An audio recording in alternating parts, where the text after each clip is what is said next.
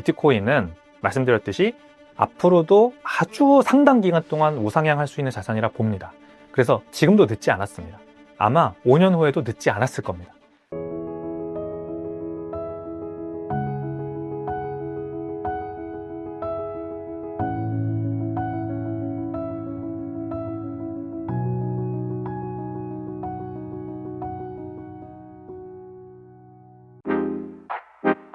백훈종의 전지적 비트코인 시점.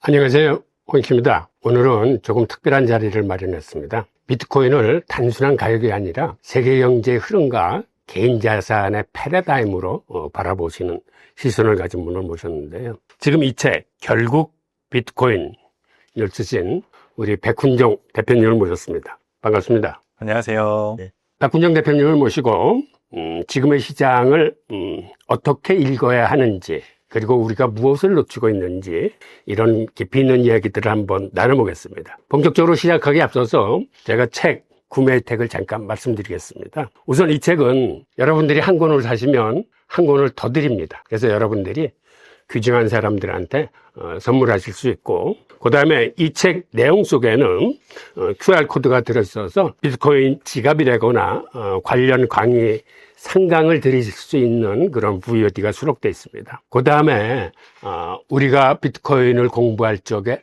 중요한 핵심 용어라거나 우리가 살펴보아야 할 유용한 사이트들이 들어있습니다.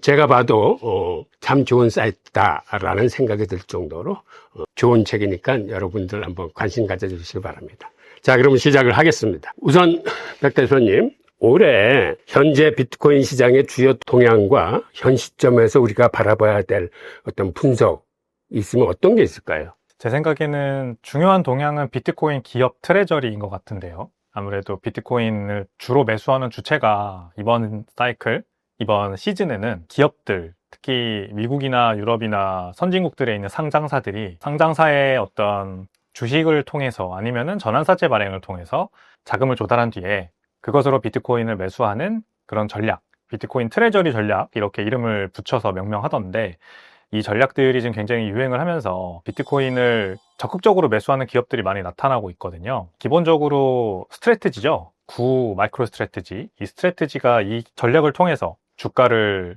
20년 동안 횡보하고 절대 넘보지 못할 것 같았던 전고점 주가를 넘어버렸고, 그 다음에 비슷한 전략을 따라해서 역시 마찬가지로 5년 동안 계속해서 바닥에서 머물던 주가를 끌어올린 메타플래닛 같은 기업들도 일본에서 나왔고요. 유럽에는 블록체인 그룹이라는 곳이 프랑스에 있는 기업인데 똑같은 전략 사용하면서 주가가 굉장히 많이 올랐고, 특히 미국이 자본시장이 굉장히 개방되어 있고 열려있다 보니까 주식 발행과 전환사채 발행을 통한 자본 조달이 굉장히 용이한 것 같습니다. 그래서 많은 기업들이 지금 나타나고 있는데, 이게 이제 저는 하나의 거품으로 조금 번지고 있는 양상도 보여요. 그래서 이번 비트코인 사이클에는 기존 사이클들과 다른 점이 바로 그 부분인 것 같습니다. 알트코인들이 원래는 이 비트코인 가격이 오르면 따라오르고 거품이 알트코인들에서 쌓이고, 그러면서 뭐 메타버스라든지 웹 3.0이라든지 뭐 무브 투 원 같은 이제 기존에 없었던 단어들이 막 남발되기 시작하면서 말하자면 드립이라고 하죠. 사람들이 거기에 관심을 갖고 거품이 쌓이는데, 지금은 알트코인들에 딱히 거품이 쌓인다기보다는 이 비트코인 트레저리 기업들의 거품이 쌓이는 모습이 보이는 게 하나의 트렌드입니다. 재밌는 게 비트코인을 사는 기업들이 그동안 많았는데 요즘은 이더리움 트레저리 기업, 솔라나 트레저리 기업까지 등장을 해서 같은 전략을 취하고 있더라고요.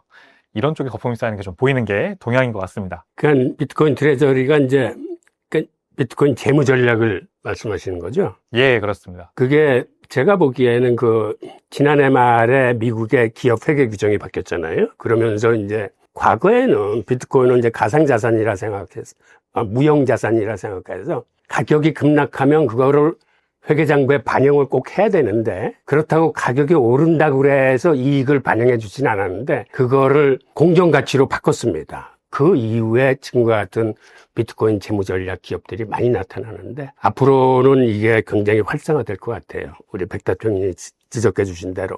그러면 올해의 비트코인 시장의 가장 큰 변화는 뭐라고 보시나요? 지난 사이클들과 대비해서 변화라고 한다면 역시 알트코인들이 잘 못 올라오고 있는 게 가장 큰 변화인 것 같은데요, 저는. 일단 비트코인 자체는 변한 게 없는 것 같고요. 비트코인 ETF, 현물 ETF가 미국에 출시된 이후에 기관들의 수요가 늘어났다. 그 이후에 말씀하신 회계 규정도 바뀌고 해서 기업들이 들어왔다. 이렇게 비트코인에는 굉장히 전통 금융권으로 조금 흡수되는 듯한 그런 느낌이 들지만, 이거는 사실 비트코인이 2021년에도 그랬고 2017년에도 그랬고 조금씩 나아가고 있는 방향이었거든요. 사실 저는 비트코인이 전통 금융권에 흡수됐다라는 거는 맞지 않는 표현인 것 같고, 전통 금융권이 비트코인으로 들어왔다라고 보는 게 더 맞는 표현인 것 같아요. 2013년부터 이 제미나이라고 하는 거래소의 윙클보스 형제는 비트코인 현물 ETF를 SEC에 계속 승인해달라 신청을 했었습니다.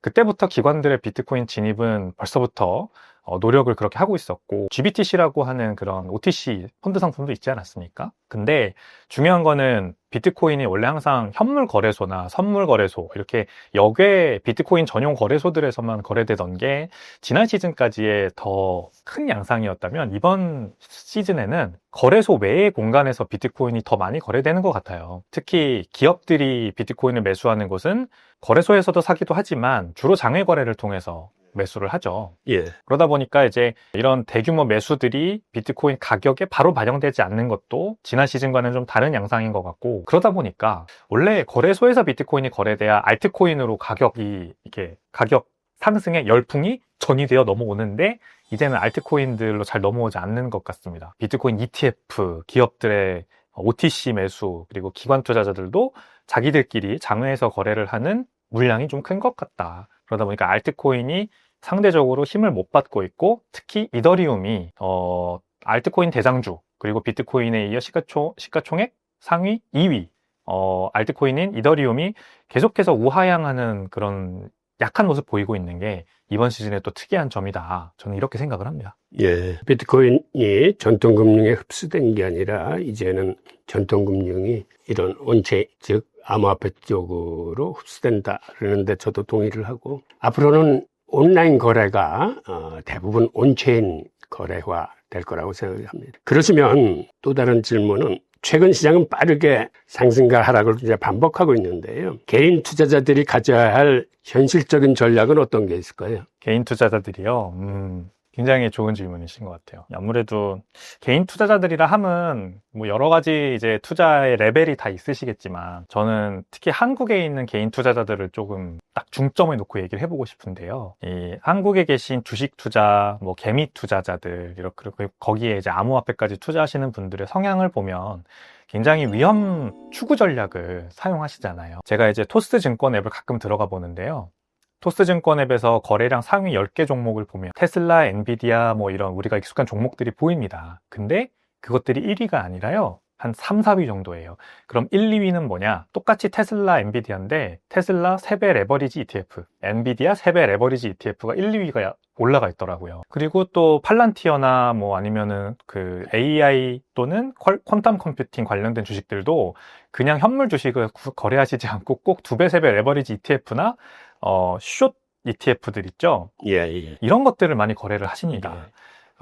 대한민국은 곱빼기의 나라다. 이게 제가 그걸 보면서 드는 생각이에요. 짜장면도 곱빼기로 먹으면 맛있지만, 저는 투자는 그렇게 곱빼기로 하는 거는 그렇게 좋지 않다고 생각합니다. 물론 개인의 이 리스크 분석 결과에 따라서 대출이나 신용을 통해서 약간의 레버리지를 가지고 투자하는 거를 뭐 누가 뭐라고 하겠습니까? 하지만 너무 심한 쏠림 현상이 있는 게 지금 사실인 것 같고, 그러다 보니까 알트코인이나 비트코인도 그런 방향에서 투자를 하시는 것 같아요.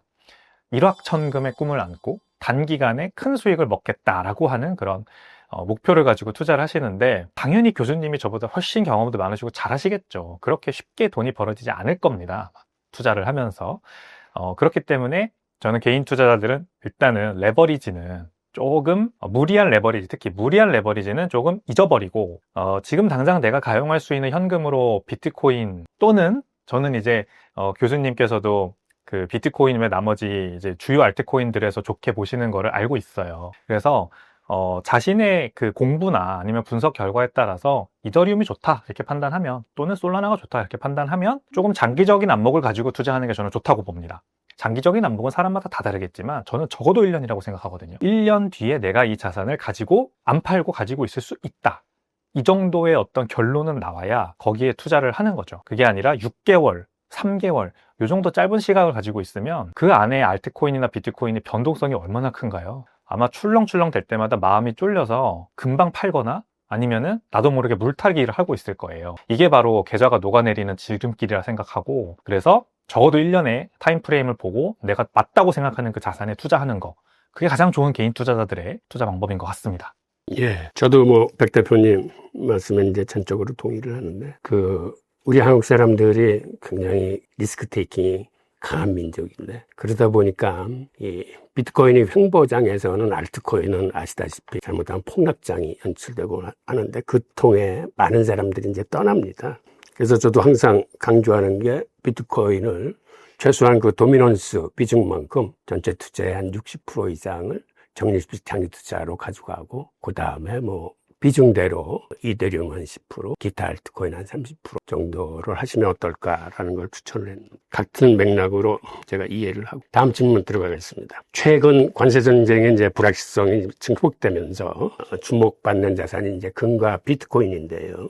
책에서는 금과는 다른 비트코인만의 가치가 잘 서술되어 있는데, 앞으로 5년, 10년 후에 비트코인은 어떤 역할을 하게 될까요? 그리고 비트코인만의 가치는 어떤 게 있을까요? 금과는 일단 비트코인은 디지털 골드라는 별명이 있기 때문에 바로바로 비교를 잘 하실 수 있을 것 같아요. 금도 희소성, 함부로 발행량이 늘어날 수 없다라고 하는 그 희소성 때문에 가치 저장 수단으로서 주목받고, 그 다음에 요즘은 뭐 금을 납으로 만들었다라는 뭐 연구 결과가 나오질 않나. 그리고 어떤 우주 발사 로켓을 만드는 단체에서 금 채굴을 위해서 우주에 로켓을 쏘겠다는 계획을 발표를 하질 않나. 이런 것들이 나오고 있긴 합니다만, 사실 뭐 그렇게 주목을 받지는 못하고 있는 게, 금이 그냥 그 자체가 원소지 않습니까? 그래서 인류가 지금까지의 과학기술로는 새로 만들 수가 없었고, 많이 채굴하기도 굉장히 이 자본 집약적인 산업이기 때문에 너무 어렵고, 근데 비트코인도 비슷한 속성이 있죠. 아무리 노력해도 추가 생산량을 만들어낼 수가 없다라고 하는 그런 어떤 굉장히 큰 장점이 있습니다. 그리고 2100만 개라고 하는 희소성, 거기까지 결국 2140년경이면 도달하고 끝날 거다라고 하는 그 믿음, 이런 것들인데요. 이 비트코인은 금을 뛰어넘는 또 다른 특성이 있습니다. 금은 이동의 불편함이 분명히 있어요. 그래서 이 독일 정부가 한 몇 년 전에 미국에서 본인들이 가지고 있는 금괴를 자국으로 옮길 때 한 수십억 원, 수백억 원에 달하는 돈을 썼다, 이런 기사도 나오고 했었는데요. 금은 많이 가지면 가질수록 그것을 지키는 비용, 그 다음에 그걸 옮길 때 들어가는 비용, 이런 것들이 천문학적으로 늘어날 수밖에 없습니다. 근데 법정화폐가 그렇게 탄생한 거라고 저는 생각하거든요. 옛날에는 금본위제 시절에는 금으로 다 이제 사람들이 물물 교환을 하다 보니까 이거를 쪼개기도 힘들고, 양이 많으면 가지고 다니기도 힘들고, 보관할 때 비용이 들어서 힘들었어요. 근데 이것을 뱅크 노트라고 하는 형태로 금을 은행에 맡기고 그것과 1대1로 바꿀 수 있는 영수증 형태의, 그것이 바로 지폐죠, 결국. 그래서 뱅크노트라고 하는 것들을 사람들에게 주고, 그것을 사람들이 가지고 다니면서 거래를 하면서 이 돈의 이동성이라고 하는 게 훨씬 진일보했다, 이렇게 봅니다.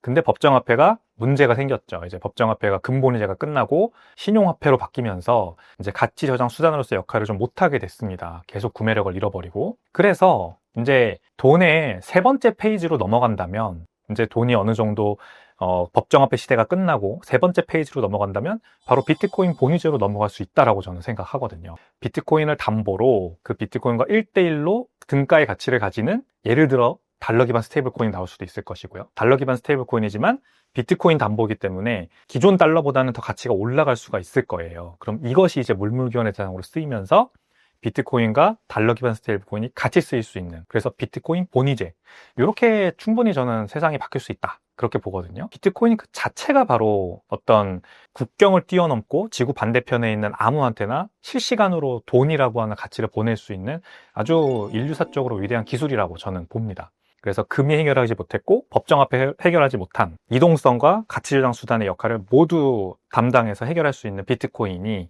결국 기축통화가 되지 않을까, 좀 이렇게 조심스럽게 생각해 봅니다.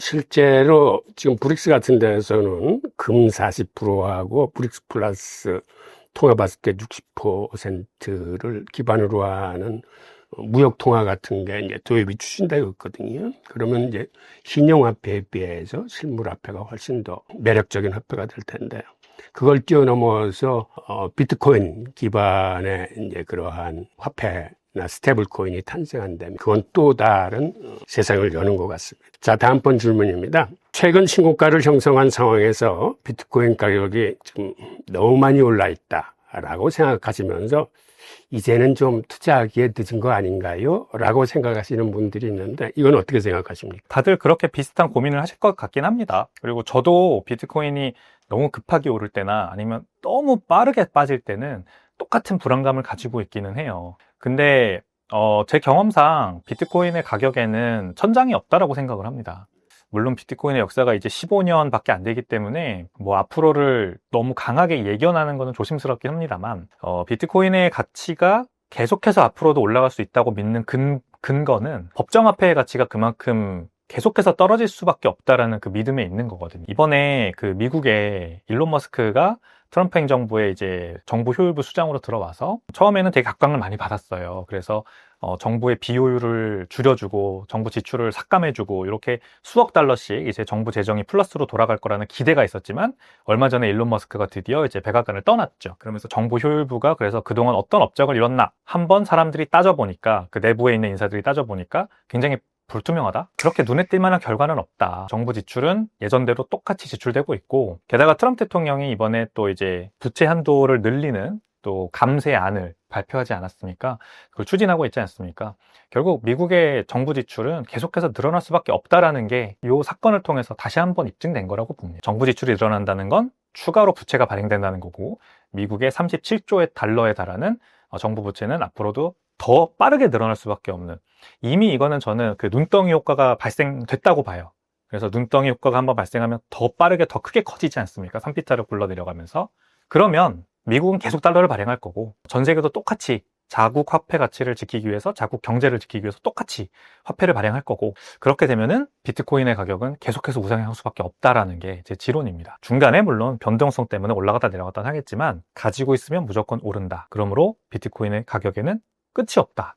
이렇게 저는 생각합니다. 예, 동감합니다. 다음번 질문입니다. 지금 법정화폐 이외에 이제 CBDC가 나오기 시작했고, 그 다음에 이제 스테이블코인, 그 다음에 비트코인이나 리플 같은 이제 암호화폐 등 이런 다양한 디지털 자산들이 나오고 있는 상황에서 비트코인의 어떤 독자적인 입지는 어떻게 유지할 수 있을까요? 저는 CBDC는 분명히 사람들, 국민들 사이에서 반발을 살 거라고 생각하거든요. 이 CBDC가 사실 서비스를 만드는 저 같은 사업가 입장에서 봤을 때 그것을 사용하는 고객한테 좋은 서비스인지 아니면 그것을 만드는 중앙은행에게 좋은 서비스인지를 한번 이 퍼스트 프린시플에 맞춰 생각을 해봤어요. 사실 고객 입장에서는 그렇게 큰 혜택이나 좋은 점이 없는 것 같습니다.